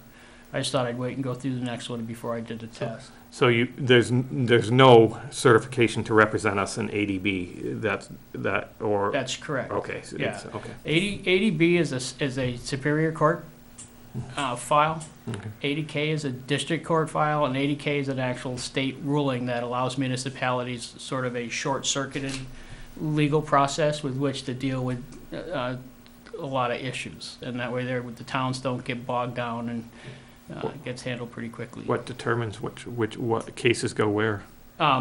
Who files it where? Oh. If it's filed in district court, it's an 80K filing. If it's filed in Superior Court, it's an 80B filing, as far as I know. And I may not know, it may not be that simple, I'm not sure. Yeah, I mean, people make decisions about whether or not. There used to be a financial distinction between that matters above a certain dollar value, civil matters above a certain dollar value, and damages were automatically in Superior Court. That was abolished. But people make strategic decisions because depending on which county, the Superior Court docket may move more quickly than the district court docket. So there's just, it's a choice of venue. So that's where that one is. Rita Chase, I don't know if any of you have seen the new Chase Hill Drive sign down on Route 9 by the Lisbon Bridge. There's been some ongoing issues that Rita had voiced early on in the way that her driveway access into Route 9 had been reconstructed, and I've been pretty much on a one-sided email train with MnDOT, trying to get those guys to do something about fixing her driveway entrance. Fire department can't make a turn onto her driveway coming from town, going towards that direction. They'd have to turn around and come back the other way. So I have been in contact with the gentleman who's in charge of the project there, who moved me to his superior. He and I sort of chased some emails around, and Calvin tells me that they've decided they're going to do some work on that in the spring. I haven't got anything definite from them, and I've been trying to pin them down. It's a little risky business with these guys, because sooner or later this is probably I'm gonna pay for this one. I mean, that's got a long memory, and at some point in the time when the roles will get reversed, I'm sure I'll pay for it. But Rita's worth it. She's been pretty sweet. It's a worthwhile endeavor to try to get that one thing straightened out, and it's not asking a lot, and that's pretty much what I'm trying to go for on that. So I'll keep you posted on that. The town won't pay for it. I personally will pay for it when it comes back around, but it always does. You want to be careful going after MnDOT for much of anything. The permits are up. I feel like I'm pushing the same horn button, but I'm not sure how to explain it in any other way. Last January we had 2 permits. So far January already we've got 20. I know I've got 3 more in the wings that are coming before the end of the week. Are these new construction or renovation or? All of it. I've got 2 houses that came in. There's a bunch of fairly substantial additions. It started last year. The real estate agents are going like crazy. The pent-up demand for moving in the housing market, the banks are freeing up money. The foreclosure market is finally getting absorbed and disappearing. If it keeps going like this even for another month or 2 this year, it's going to be an absolute slam. So, and I had put this question to Mark. I mean, the hardest part for me, and I understand the difficulty in trying to put together funds to support what somebody feels is a necessary expansion of their services. It took me a little bit of working through this one to try to figure out what my real issue is, and my real issue is that I like to do a good job, and I like to do a thorough job. And if the time constraints of the job don't allow for that because the demands of the job are overtaking me, it gets very stressful. It gets difficult to do. It's likely at this point, I have to decide at some point in this process what gets done and what doesn't, because there isn't enough time. And it's not good going home at the end of the week feeling like you haven't got your week's work done, or that people aren't getting what they should from you because of the matter of time. So I'm not really sure how to present it in any other way. I do think that if it's looked at objectively, the demands of the job are gonna require something here has to change pretty significantly and pretty soon. I'm expecting, this is gonna probably be the best building year in Durham since, in at least the last 10 to 15 years. And somebody's gotta manage it. And you guys put me to the task, and I think over the last close to 2 years now, you've realized how much the requirement of the job is that you didn't realize before. So, you know, I just encourage you to do the best you can with it and understand that it's, I don't know how else to present it. It's gonna need to be done. So, I appreciate your patience. That's all I got, if you guys got anything. Any questions? Thank you. Thank you. Oh, one more thing, if I could, in regards to Corinne's thing about the documentation in town. If nothing else, at least early on, there's some of those documents should be looked at. They shouldn't be being handled without supervision. I don't know if you guys probably know this, but I just found out today that the original charter for Durham was signed by John Hancock, the John Hancock. That signature is worth money, and it'd be terrible to see that go missing. So there is some historical value, financial value in some of those documents.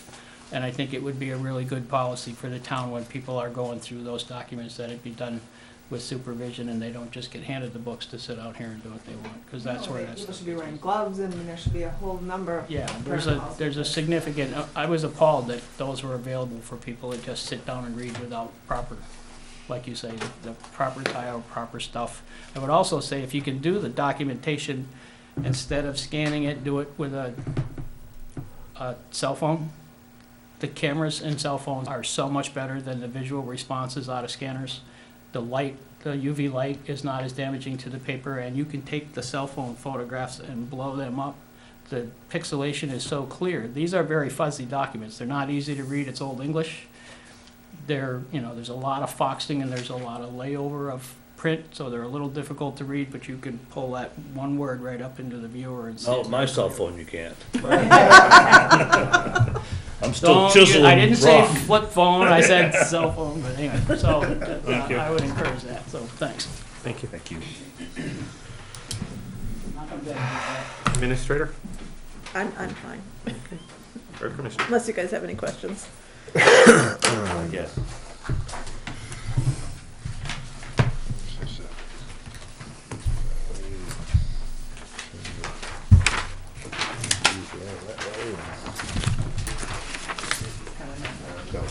Okay. I'll take it. Thank you.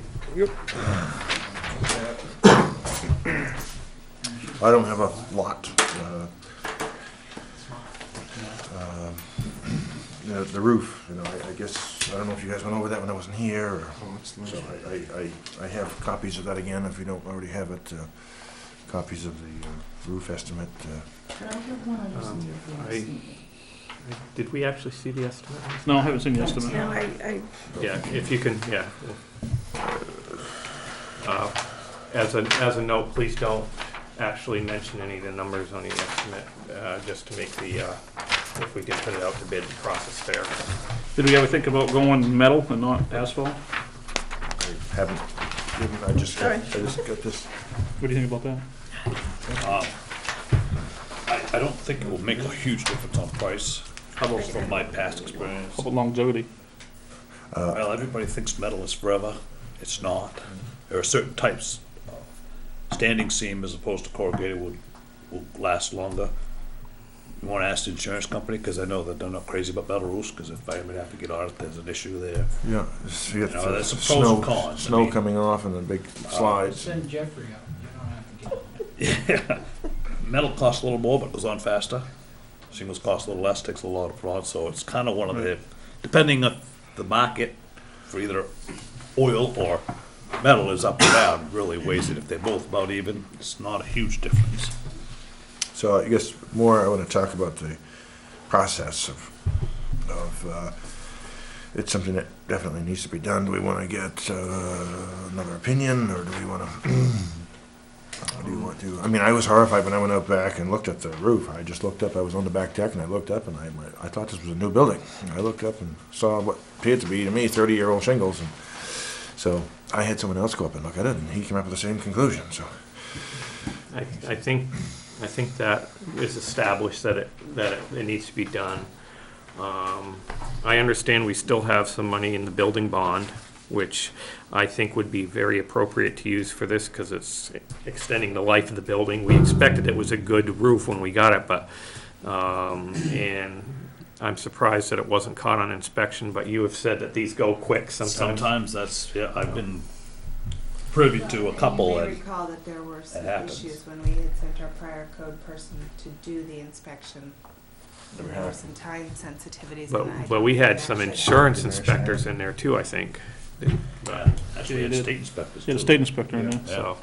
So, I mean, I think it needs to be done. I don't know what the other selectmen think about using the bond towards it. This is, let's see how many, where this was. And this is the main bond and the L off it, or? it's everything except for my office area, that little addition. Yeah, that's like, what, 2 years old? Yeah, or that- something. That was fine. Yeah. Everything else is. And from what I could see of the amount of years of these shingles, the other ones that I've privy to, it seems to be that time frame has been when there was a problem with the shingles in it. Because everyone that I've dealt with or talked to people about is between the 8 and 12 year mark. Just there was something defective, and like I said, sometimes you might get $300, $600, but obviously that's nowhere near what it costs to redo it, but that's all they'll do, you know, unless you want to get on a class action lawsuit. And I know there was one out there, the guy was actually trying to get not just the shingles, but labor paid for, and that may not happen, and if it does happen, it might be by the time you remove it twice. That's one of them deals. So, I guess if the board is okay with using what we have in the bond, we could probably put out an RFP for this. I don't know if you. What's the alternative? I mean, Right, well, that's, the only alternative is that we have to put it in the budget and we wait until April to put it out for RFP. What's the percent rate? What's the rate on the bond? The interest rate? I think that's a 2.95% one or something like that. We have some money that has not been withdrawn from the bond, and this year we should either use it or we should withdraw it and put it back into the bond, so that We're paying interest on it. Right. Anyway, so. so it makes sense to use the money, and I think it would cover most of it, if not all of it. And it's a 15-year bond, and with architectural shingles, those should last 30 years. So, They have some 30, some 50. The new ones are a lifetime. I mean, like, yeah, what does the lifetime guarantee mean? Yeah, they were 30 and they went to 40, and now they just call them lifetime, so. Yeah, but the price of architecturals compared to 3-tabs now, there's minimal difference, and you're better off to go with architecturals. It's guaranteed that none of us will be probably to remember what this conversation was. Hopefully not. So, you think you could write up an RFP for this for next meeting? I don't know if you want to put it out there with both architectural and metal, and just to see what the difference in price is or not, but Paul, will you waive the permit fee for this? Permit fee will be waived, but the permit will not. If you're asking my preference on this roof, I would go with asphalt, but, okay. you know. I think that the metal, the problems you get with that is you gotta put the brakes on, the snow slides off in big sheets, causes damage. I think you're gonna want a combination of both. I think Which- you're gonna want metal on, I asked Mike, and Mike said, Which he should have done which it over direction? It goes over to the the porch. sides? Because all Goes to the the snow sides and comes then down, the the ice front, builds up and yeah. ruins it. That little L porch, comes That to little the porch front. should have been metal, he said, I never did the it. only problem with that is Well, it's not, it isn't any problem, it's one of the things where you just have to stay right at it, because when it comes off, it all drops right there. And On that's- the back garage, the back barn, it's metal, and I Yeah. watched today, I saw a huge sheet come off and fill the driveway, and now we gotta go. And that's basically a cold storage building, so, I don't know, I got my theories on metal, I mean, metal conducts cold falls. The myth is that, hot air rises. Well, the only reason hot air rises is because the cold air falls and it pushes hot air up. If you open up your freezer, if you got a top freezer, and what's the air do? As soon as you open up, it falls to the floor, so that's why it pushes it up. So if cold air's falling around your building, it seems to me like you're working a little hard to keep it warm, but, you know, a lot of people disagree with that, but if the insurance companies don't care either way, then that might be different, but I've heard tell, I haven't asked, I've never asked to put it on my house, that, you know, that's one of the concerns, is because the firemen have to get on a roof, it's a little more dangerous and stuff, and obviously, if you ever have to get up there to do something, it's gonna be more We got a Quint now. more costly. We got a Quint You got a metal now. roof on the fire department, I believe. Yes, we do. Yeah. And they ain't getting up on it. No. Well, they got a ladder truck now, That's but, what the Quint's for. yeah. But I would personally, I would go with asphalt, I think you. I think the lifetime Yeah. Okay. architectural will be the, And you might, I mean, I was just thinking, Yeah, why I not, would- why I would not, still put- put it out both why ways. not put it out both ways and see what it yeah, comes back do at? that. I would probably go with more than 3 feet of iso water shield. I'd go up at least I 6 like feet. 6 feet, yeah. At least. Okay, so put that in the RFP, As long as it's vented right, a lot of times you could do the whole roof. It is quite costly, but. You're gonna have to ask him to redo his, since you added 3 feet. Yeah. yeah, well, I mean, this is just an estimate. This, He's gonna do an RFP. he would have to put a Yeah. proposal in for it, yeah. So there, there's that. And at some point, talk to you about that another day, but at some point, we're gonna have to look at paving the parking lot. That's a 19 mm binder coat down there, and the aggregate's starting to come out of it, and some of that's gonna start turning into potholes if we don't get that covered over with a 9.5 or a 12.5 top coat. So just throwing that out there, that's something that's gonna need to be done here within the next 2 or 3 years, I would think. So, We'll get rid on that. yeah, all right, I'll get you some numbers on that. So at the garage, we've been establishing the employees' roles when on call, and that has resulted in some cut in overtime. I guess last year, the way it was done was that every week somebody was on call, and they were here to check the roads, and they were here, and they were often getting paid, you know, for, there was people being paid 24 hours a day to be here. So I do it differently, and the way I've done it where I come from is I'm basically watching the weather, and the on-call person is the person I will call to, if I need someone to come check out what's happening on the ground, I'll send them over to check, and they'll be the first person to respond to a storm, and so more or less just communicating with that person, and there's really no need for someone to be here 24 hours a day. So that something of a change from last year that the guys are getting accustomed to. There is an issue with some concern with the employees about the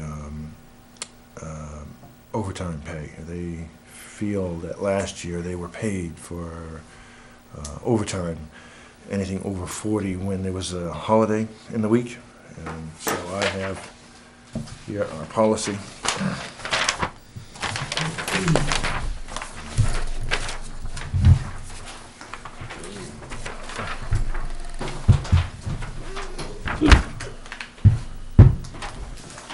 And I don't know who, I would assume you guys put this together.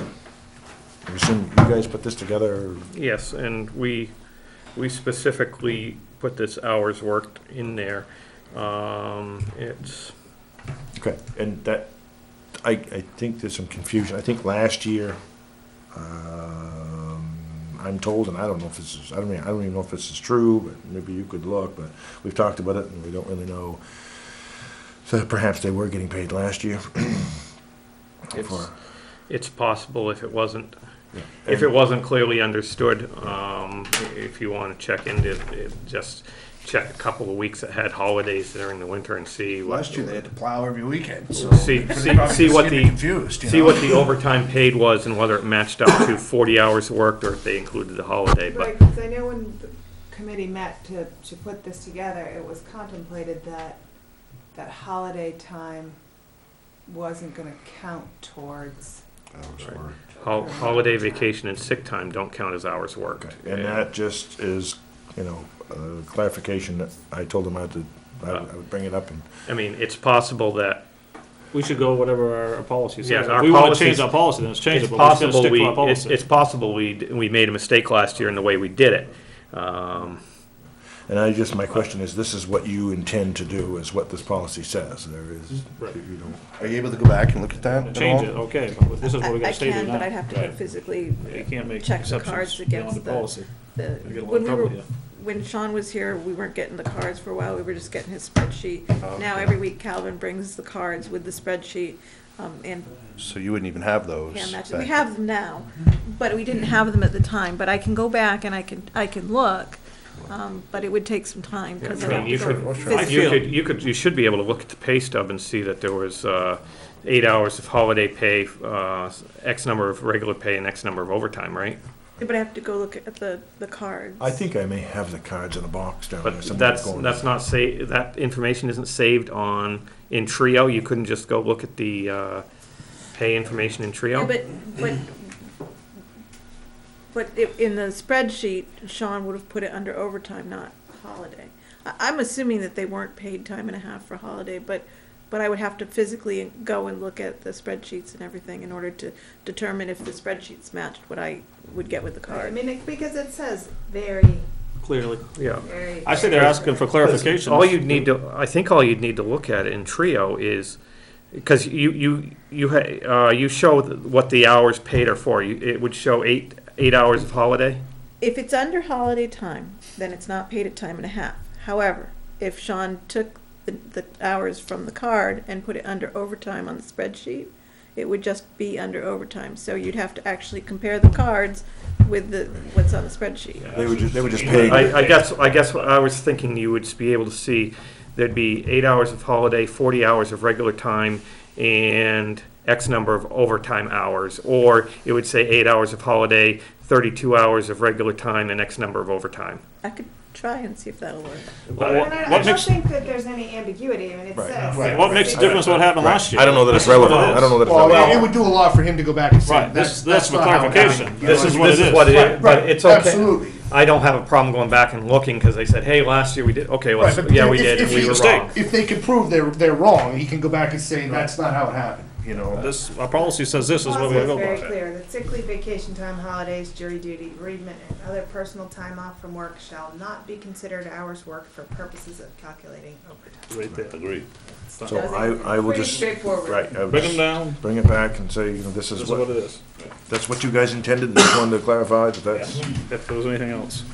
what it was. Okay, so we'll move along and, so we've, got the most recent, storm update. I update this sheet every storm and every event, and my goal is to be able to calculate, try to balance out what we're using in comparison to what's going out and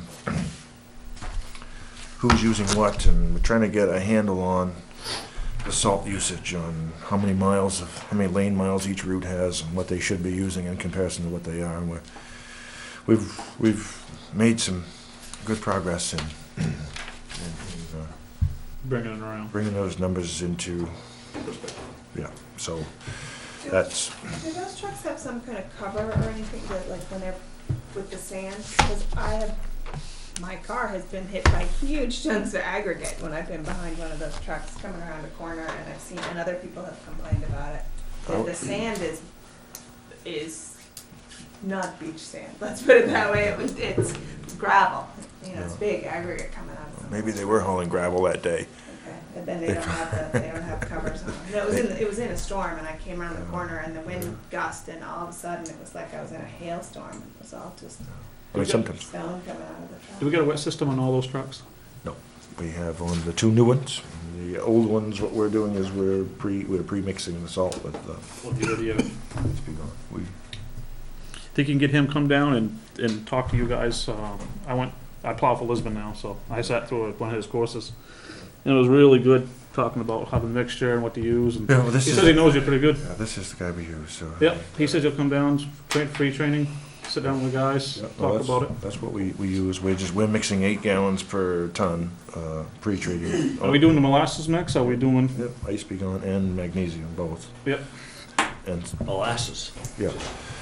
It's, Mix it with my peanut butter. well, we mix pretty it, neat. we mix it and bring the trucks all in the garage and just walk in, it smells like molasses in there, so.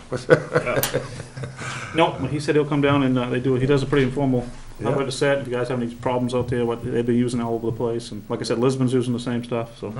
Yeah, I could tell. I came down and looked at the roads, I saw it was all brown stained. What is that? That's what it was.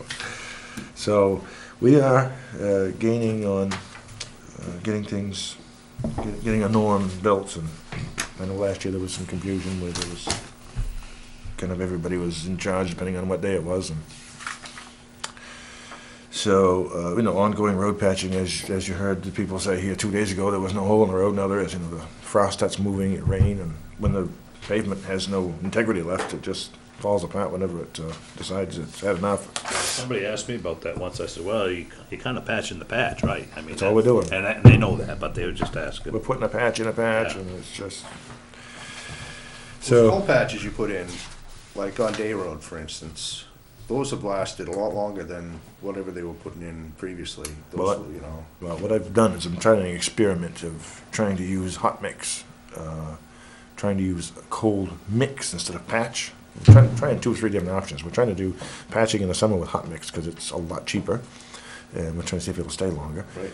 And then we used cold mix, which is different than cold patch. Patch is just not going to last very long, and so we're trying That's it to. is. I never saw those holes. I mean, after like a couple months, they were wide open again, and whatever you put down this last time, it stayed.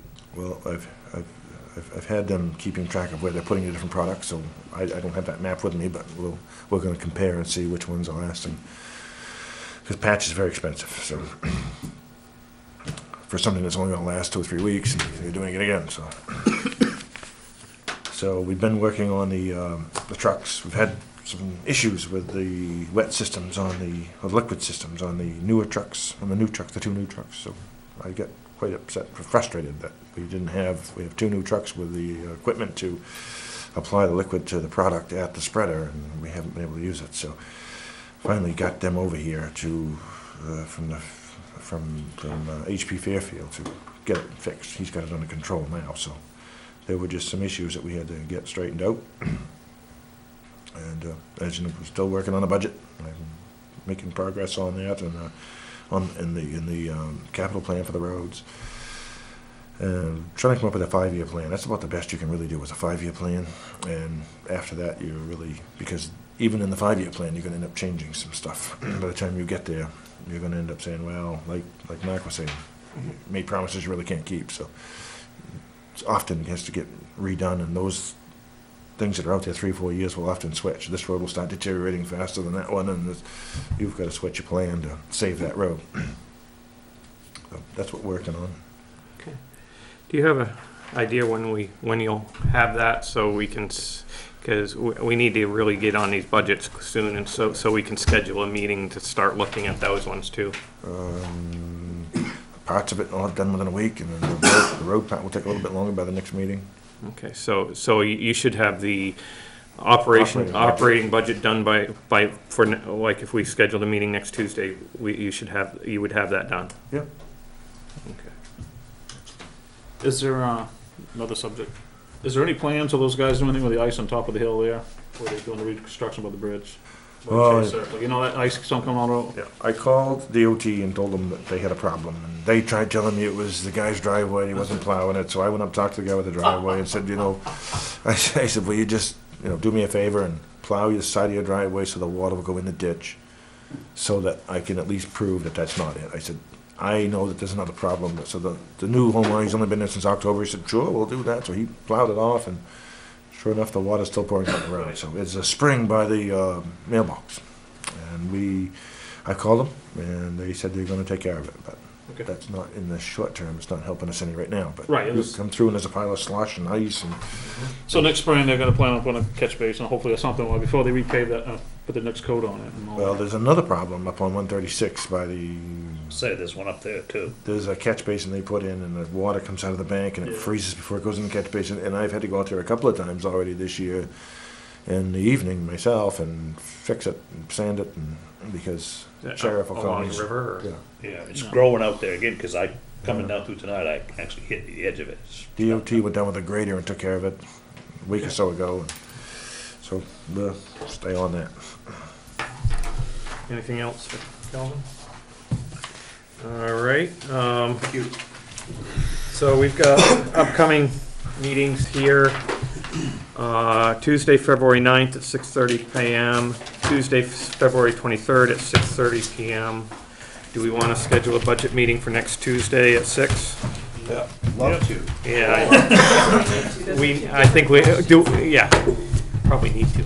So we'll schedule a budget meeting for February 2nd, I believe it is, here at 6. Nomination papers are available for 2 selectman positions, 3 budget committee positions, and 1 school board member position. And they're available at the town office. The deadline for turning those in is February 16th at 4:30 p.m. Before we get into the budget workshop stuff, I would like to introduce our new public information technician, Shannon Brown, and if she, welcome aboard. Hello. Anything you'd like to say? I appreciate people's patience while I get up to speed, and John has been really great, so it's been really nice to meet everyone. I'm glad to be here. We're happy to have you on board. All right, thank you. Thank you. All right, so to the budget. I don't know where you want to start, but I need a couple minute break, yes. So you need to run.